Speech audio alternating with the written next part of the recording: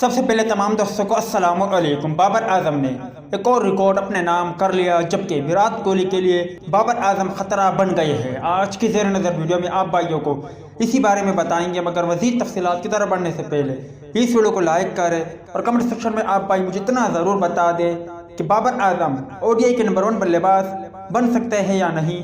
اس حوالے سے comment section آپ کے کمنٹس کا منتظر رہے گا۔ پاکستانی کپتان بابر اعظم نے اپنی 13ویں سینچری سکور کرنے کے ساتھ ہی ایک اور عالمی ریکارڈ اپنے نام کر لیا ہے۔ وہ کم ترین اننگز میں 13 سینچریاں اسکور کرنے والے بلے باز بن گئے ہیں۔ جنوبی افریقہ کے خلاف ان کی یہ پہلی سینچری تھی۔ بابر اعظم نے اپنی 13ویں سینچری 103 گیندوں پر مکمل کی تھی، جس میں 17 چوکے شامل تھے۔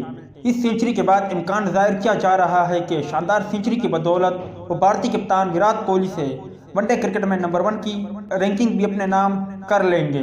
بابر اعظم نے 76 اننگز میں 13 سینچریاں بنائے، جبکہ ہاشم آملہ نے 83، وراٹ کوہلی نے 86، کوئنٹن ڈی کاک نے 86 اور ڈیوڈ وارنر نے 91 اننگز میں یہ سنگ میل عبور کیا۔